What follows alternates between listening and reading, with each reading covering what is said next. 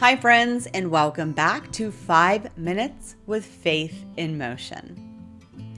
Have you ever wanted something so badly and then the door completely slammed shut? A relationship, a job, an opportunity, a plan that you were convinced was supposed to happen. And at first, it felt devastating and confusing, disappointing, maybe even unfair. But then later, sometimes much later, you look back and you realize that that closed door may have protected you.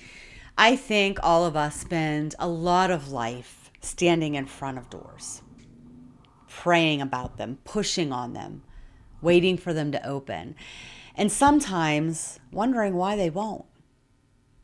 But Scripture reminds us that God is deeply involved in the doors of our lives. Revelation says, "I have placed before you an open door that no one can shut." I love that because when God opens a door, you don't have to force it. You don't have to manipulate it. You don't have to panic your way through it. What God opens, He opens with purpose. But let's be honest, most of us like open doors a lot more than closed ones.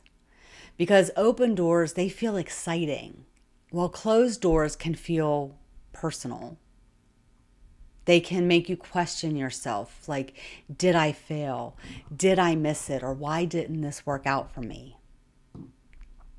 But in Acts, there's a moment where Paul tries to go somewhere, and Scripture says that the Spirit of Jesus would not allow it. Think about that. God actually said no. Not to punish him, not to hold him back, but to redirect him. And maybe somebody needs to hear this today.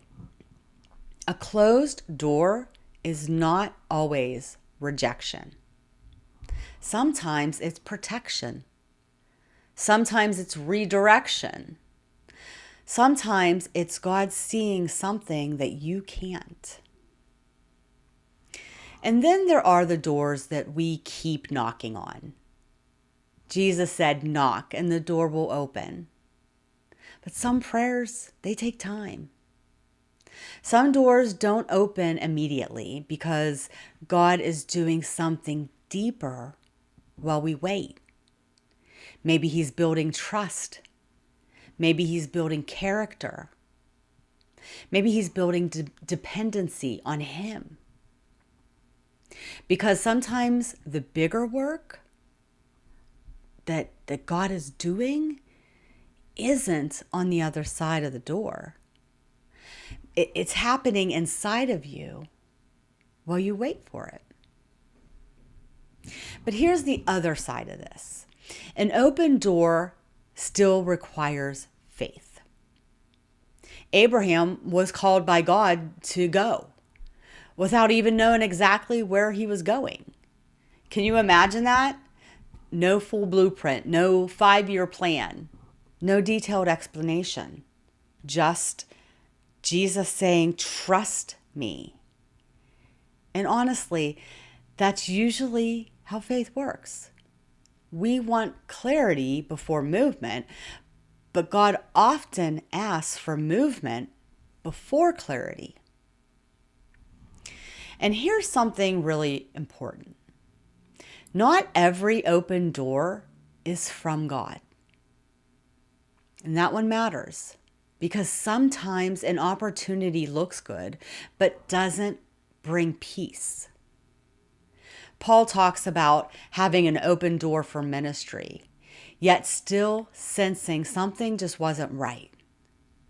And that tells us something very powerful, that discernment matters.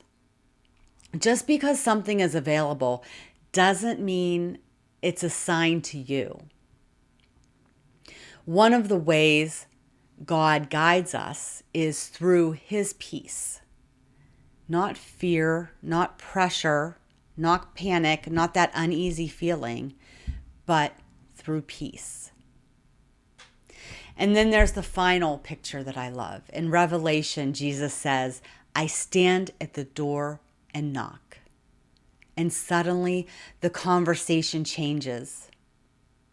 Because maybe the biggest door in your life isn't the one you've been asking God to open. Maybe it's the door of your own heart. Maybe He's been knocking, wanting a deeper relationship, wanting your trust, wanting access to the places that you've kept closed off. And the question becomes, will you open the door? So here's your faith in motion step for this week. Instead of obsessing over every door, trust the one who holds the keys. Trust the doors He opens. Trust the doors He closes. Trust the waiting. Trust the redirection. And when He asks you to step through something in faith, take the step. Because God sees the full picture, even when you can only see the hallway. So thanks for spending 5 minutes with Faith in Motion. If this encouraged you, please share it with someone who may be struggling with a closed door right now.